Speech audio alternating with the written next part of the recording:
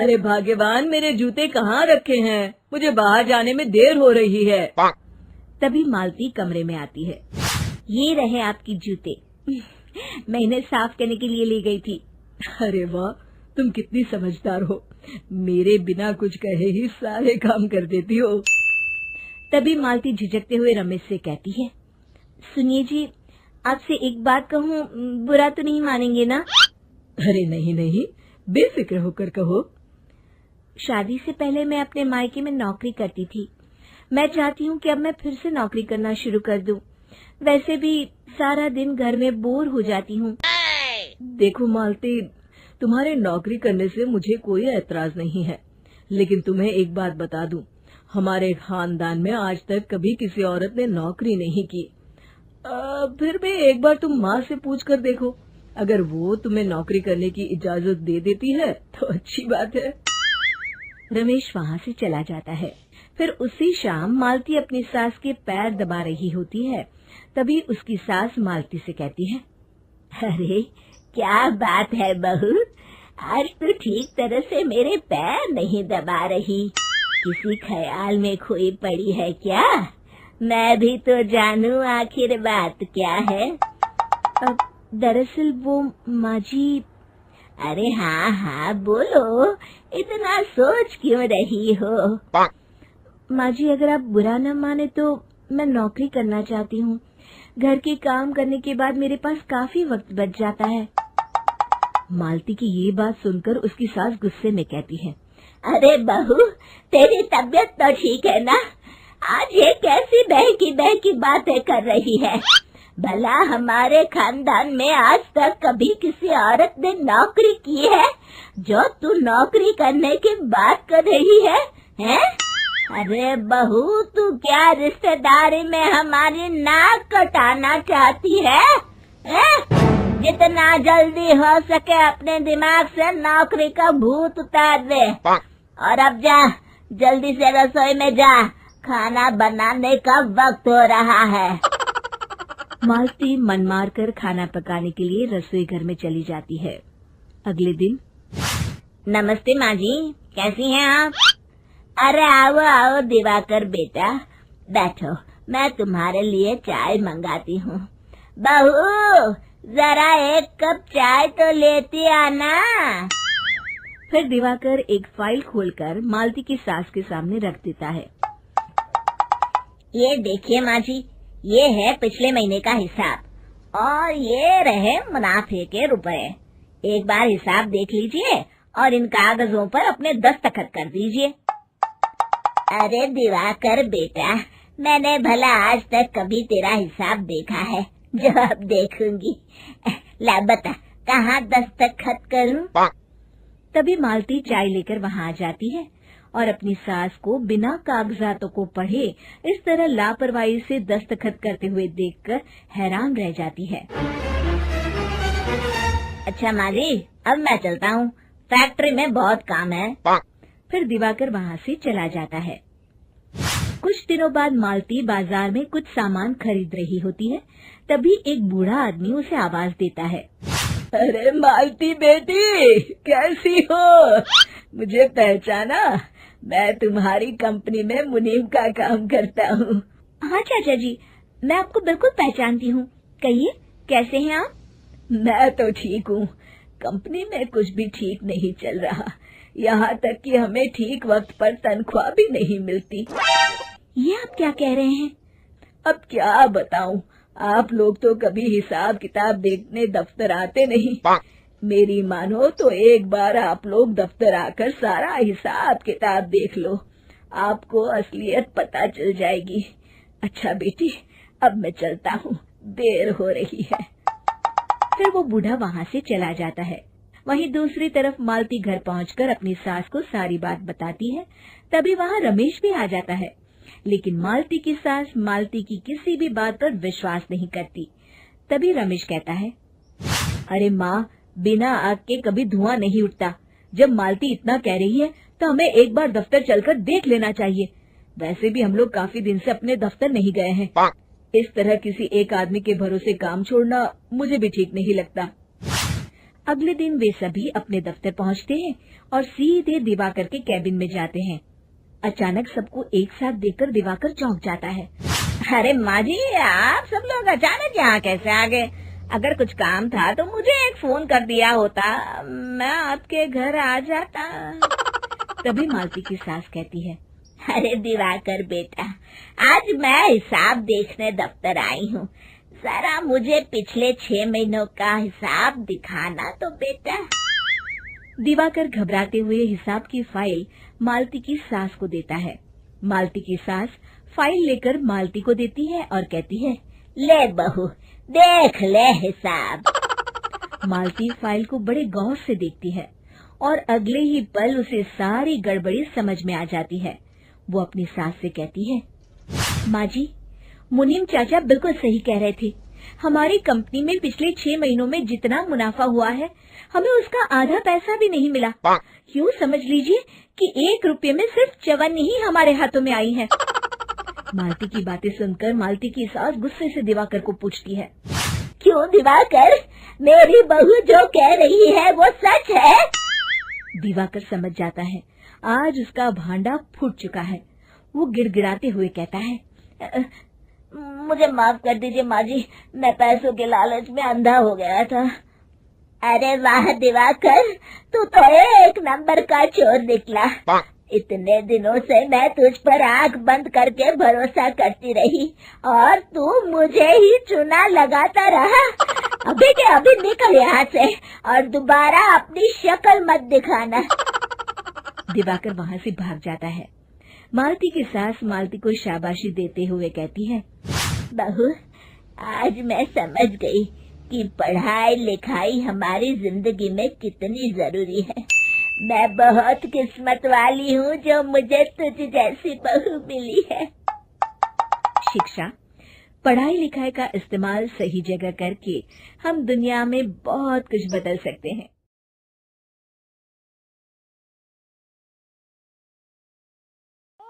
Horror कहानियाँ थी। काला जादू। अपने बेटे रिशु के माथे से टपकते हुए पसीने को देखकर सविता की हालत खराब हो गई। ऐसा आज पहली बार नहीं हुआ जब रिशु नींद से घबरा कर जागा है। हाय मेरा बच्चा, न जाने किसकी नजर लग गई है तुझे। जब से मेरे बच्चे ने 10वीं के एग्जाम में स्कूल टॉप किया है, तब से रोज बुरे बुरे सपने आने लगे हैं। हाँ माँ, मैंने आज फिर से एक काले साए को देखा। वो यहीं मेरी आंखों के सामने खड़ा था। माँ, मुझे बचा लो माँ। वो मुझसे कह रहा था कि मुझसे बदला लेगा। माँ, कहीं ये प्रशांत। चुप कर, कैसी बात कर रहा है? दोबारा उसका नाम मत लेना। तुझे पता है ना, उस प्रशांत ने आत्महत्या कर ली, तो बार बार उसका नाम मत लिया कर। मम्मी, क्या सच में प्रशांत ने आत्महत्या की थी? चुप कर, बहुत सवाल पूछता है आजकल। और फिर रात के वक्त सविता के पूरे घर में एक अजीब सा काला धुआं छाने लगा। गहरी नींद में सोई सविता की जैसे ही आंख खुली, उसका दम घुटने लगा। वो दौड़कर रिशु के रूम की तरफ गई, जहां उसके दरवाजे पर घूमती एक काली परछाई देख वो बुरी तरह से घबरा गई। कौन है वहाँ? कौन है? सामने आओ। ये मैं हूँ, तुम्हारी काली करतूत।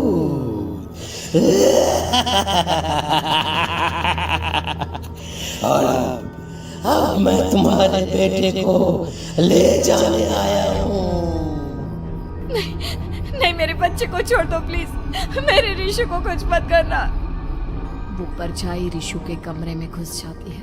सविता भी उसके पीछे पीछे दौड़ कर जाती है और देखती है कि अब वो साया साफ नजर आ रहा था। वो सर से पैर तक खून में सना हुआ था और उसके शरीर के सारे अंग कटे फटे हैं। क्या चाहिए तुम्हें? तुम जो बोलोगे मैं करूंगी, लेकिन मेरे रिशु को छोड़ दो। उस परछाई ने रिशु को गर्दन से पकड़कर दीवार के सहारे हवा में उछाल दिया। रिशु जोर जोर से चिल्लाने लगा, माँ बचाओ मुझे, बचा लो माँ, ये मुझे मार डालेगा। माँ मुझे बचा लो माँ। नहीं नहीं, ऐसा मत करो, मुझे मार दो लेकिन मेरे बच्चे को छोड़ दो, मैं तुम्हारे आगे हाथ जोड़ती हूँ। वो परछाई रिशु को जमीन पर गिरा देती है और अचानक वहां से गायब हो जाती है। रिशु, मेरा बच्चा, तू ठीक तो है ना? कुछ बोल बेटा, क्या हुआ है तुझे? मैं ठीक हूँ माँ। क्या क्या हुआ था यहाँ पर? कुछ नहीं बेटा, कुछ नहीं, तू परेशान मत हो। हम कल ही गांव के बाहर जो तांत्रिक महाराज रहते हैं उनके पास चलेंगे। ठीक है माँ, हम जल्द ही उनके पास चलेंगे। मुझे बहुत डर लग रहा है माँ। ये बार बार मुझे डरावने सपने आना, ये सब हमारे साथ क्यों हो रहा है माँ? अगले दिन सविता अपने बेटे रिशु को लेकर गांव के बाहर तांत्रिक के पास जाती है। जिस जगह पर तांत्रिक रहा करता था वो जगह बहुत डरावनी थी। चारों तरफ कंकाल और खूब भूतियां नजर आ रही थी। गांव से दूर वीराने में उस जगह पर जोर से आंधी चल रही थी। रिशु ने डर कर अपनी माँ का हाथ पकड़ लिया। माँ मुझे बहुत डर लग रहा है। ये कैसी जगह है? देख बेटा, हमारे साथ जो कुछ भी हो रहा है उसका इलाज सिर्फ और सिर्फ ये तांत्रिक महाराज ही बता सकते हैं। अब यही है जो हमें प्रॉब्लम से बाहर निकाल सकते हैं। जैसे ही सविता और रिशु तांत्रिक की झोपड़ी के अंदर पहुंचे, वहां का नजारा देखकर उनकी आंखें फटी की फटी रह गई। तांत्रिक की झोपड़ी के अंदर कई सारे लोग अपनी गर्दन घुमा घुमा कर जोर जोर से चीख रहे थे। कौन हो तुम और यहाँ क्यों आई हो? महाराज, मेरे बेटे को कुछ दिनों से एक डरावनी काली परछाई नजर आती है और कल रात उसने मेरे बेटे पर हमला भी कर दिया।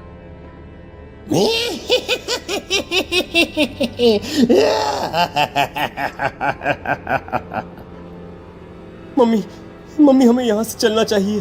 ये जगह मुझे ठीक नहीं लगती। नहीं नहीं बेटा, ऐसा नहीं कहते। रुक जाओ, 2 मिनट के लिए रुक जाओ। क्या कहा? काली परछाई? तुम्हारे बेटे पर किसी काली परछाई ने हमला किया? हाँ महाराज, वो कह रही थी कि वो मेरे बेटे को कुछ कर देगी।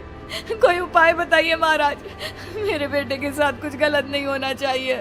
तुमने किसी दूसरे के साथ गलत किया है तो तुम्हारे साथ भी गलत होकर ही रहेगा। तुमने किसी की जान ली है, किसी को मार डाला है तुमने। नहीं महाराज, मैंने ऐसा कुछ नहीं किया। मैंने किसी की जान नहीं ली। मुझे कोई उपाय बताइए। लगता है तुम इतनी आसानी से नहीं मानोगी। मैं तुम्हें अभी उस काली परछाई से मिलवा देता हूँ और वही सारा सच तुम्हारे सामने लेकर आएगा। सविता और रिशु ने डर के मारे अपनी आंखें बंद कर ली। तभी अचानक तांत्रिक की झोपड़ी में अजीबोगरीब आवाजें गूंजने लगी। सविता और रिशु बुरी तरह से कांप रहे थे। आंखें खोलो और अपने सामने देखो। क्या यही है वो जिससे तुम कल रात को मिली थी? बताओ मुझे। हाँ, इसने कल रात मेरे बेटे के ऊपर हमला किया था। ये उसी लड़के की भटकती हुई आत्मा है जिसे कुछ दिन पहले तुमने मार डाला था। मम्मी ये महाराज क्या कह रहे हैं? क्या सच में आपने किसी की जान ली है, किसी को मार डाला है? अगर हाँ तो बताइए ना मम्मी, किसको मारा है आपने? किसको? तुम्हारी माँ इतनी आसानी से सच नहीं बताएगी बेटा। इसने एक बच्चे की जान ली है। कहीं उसका नाम प्रशांत तो नहीं महाराज? वो मेरा दोस्त है, मेरा मतलब मेरा पड़ोसी है। सही पहचाना। देखा सविता, तुम्हारा खुद का बेटा भी जानता है कि तुमने किसी के प्राणों की बलि चढ़ा दी और इसीलिए अब उसकी बुरी आत्मा तुम्हारे घर में भटकती है। मुझे माफ कर दीजिए महाराज, मुझसे बहुत बड़ी गलती हो गई। प्रशांत हमारे पड़ोसी का बेटा था। हर बार उसके नंबर मेरे बेटे से ज्यादा आते थे और इसलिए मैंने उसके कमरे के बाहर काला जादू किया था, पर मुझे नहीं पता था कि वो मर जाएगा। तुम्हारे उसी काले जादू वाली गुड़िया के अंदर एक बुरी आत्मा थी जिसने उस बच्चे के दिमाग पर बुरा असर कर दिया और उसी की वजह से उस लड़के ने अपनी बालकनी से कूदकर आत्महत्या कर ली। इसकी वजह सिर्फ और सिर्फ तुम हो, तुम। नहीं नहीं महाराज, जो कुछ भी हुआ मुझे नहीं पता था कि प्रशांत अपनी जान दे देगा। प्रशांत की आत्मा इस वक्त तुम्हारे सामने खड़ी है, हमसे बात करना चाहती है। बोलो बोलो, क्या कहना चाहते हो? मैं जीना चाहता था, बड़ा होकर कुछ बनना चाहता था। आपके बेटे से मुझे कोई परेशानी नहीं थी। अरे वो तो मेरा अच्छा दोस्त था। मुझे माफ कर दो बेटा, मुझसे बहुत बड़ी गलती हो गई, मुझे माफ कर दो। माफ करने से मुझे वापस जिंदगी नहीं मिल जाएगी। मेरे माँ बाप आज भी मेरे लिए रोते हैं। आपने मेरे साथ बहुत गलत किया है, बहुत गलत। और तभी अचानक प्रशांत की आत्मा वहां से गायब हो जाती है। सविता जोर जोर से रोने लगती है। सुन लिया तुमने? ये तुम्हारे अपने ही किए हुए पाप हैं जो इस तरह से तुम्हारे सामने आ रहे हैं। माँ, ये आपने अच्छा नहीं किया। सिर्फ 10th बोर्ड के एग्जाम में मैं टॉप कर पाऊं, इसलिए आपने मेरे दोस्त के ऊपर काला जादू कर दिया। नहीं मम्मी, नहीं, अब हम कभी खुश नहीं रह पाएंगे, कभी नहीं। मेरे दोस्त की आत्मा को कभी शांति नहीं मिलेगी मम्मी, कभी नहीं। लेकिन मैंने जो कुछ भी किया सिर्फ तुम्हारे लिए किया। वो लड़का हमेशा फर्स्ट पोजीशन पर आ जाता था और इस वजह से हमेशा तुम्हारे मार्क्स कम पड़ते थे। मैंने तो सिर्फ उस पर एक छोटा सा काला जादू किया था बेटा। मुझे क्या पता था कि उसका ये नतीजा निकलेगा। जिस गुड़िया को तुमने उस लड़के के कमरे के दरवाजे पर लगाया था, दरअसल उसके अंदर एक बुरी आत्मा का प्रवेश हो गया था, जैसा कि अक्सर काला जादू करते समय हो जाता है। मुझे अपनी गलती का एहसास हो गया है। मैं प्रायश्चित करना चाहती हूँ। आप बताइए मैं क्या करूँ? प्रशांत के घर जाकर उस काली गुड़िया को वहां से निकालकर यहाँ लेकर आओ। मैं उसे आग में जलाकर राख कर दूंगा और उसके बाद प्रशांत की आत्मा को हमेशा के लिए मुक्ति मिल जाएगी। अगली रात सविता चुपचाप अपने पड़ोसी प्रशांत के घर जाती है। प्रशांत के माँ बाप प्रशांत की मौत के बाद उस घर को छोड़कर हमेशा के लिए वहां से चले गए थे। जैसे ही सविता उस घर के अंदर कदम रखती है, उसका सामना अजीबोगरीब हैवानियत से भरी आवाजों से होने लगता है। ऐसा लग रहा था जैसे कोई बुरी तरह से चीख रहा हो। सविता जैसे ही प्रशांत के कमरे के बाहर पहुंचती है, वहां पर लटकी हुई गुड़िया के शरीर से खून टपकने लगता है। ये क्या हो रहा है? इस गुड़िया के शरीर से खून क्यों टपक रहा है? सविता हिम्मत करते हुए उस गुड़िया को वहां से उतारने की कोशिश करती है, लेकिन तभी अचानक से बहुत भयानक दिखने वाली औरत उसकी आंखों के सामने आकर खड़ी हो जाती है। मैं यहाँ से कहीं नहीं जाऊंगी, और अगर तूने मुझे यहाँ से हटाने की कोशिश की तो मार डालूंगी मैं तुझे। नहीं नहीं, मुझे तुम्हें यहाँ से ले जाना ही होगा, नहीं तो मेरा बेटा, उसकी जान को खतरा है। मैं तुम्हें नहीं छोड़ सकती। अगर तुम्हारे अंदर हिम्मत है तो मुझे इस घर से बाहर ले जाकर दिखाओ। और ऐसा कहकर वो औरत सविता के ऊपर हमला कर देती है और उसे हवा में उछाल उछाल कर जमीन पर पटकती है। लेकिन तभी अचानक मौका देखकर सविता अपने हाथ में ली हुई सुई उसके हाथ में चुभो देती है। हाथ में सुई लगते ही वो औरत जमीन पर तड़पने लगती है। ये क्या किया तूने? ये क्या कर दिया? तुझे ऐसा नहीं करना चाहिए था। तांत्रिक ने मुझे कहा था कि तुझसे जीतने का सिर्फ यही एक तरीका है जिससे मैं अपने पापों का प्रायश्चित कर सकती हूँ और अपने बेटे की जान बचा सकती हूँ। और उसके बाद वो डरावनी दिखने वाली औरत एक छोटी सी जादुई गुड़िया में तब्दील हो गई और सविता ने उसे ले जाकर तांत्रिक को दे दिया। तांत्रिक ने जादुई गुड़िया को आग के हवाले कर दिया।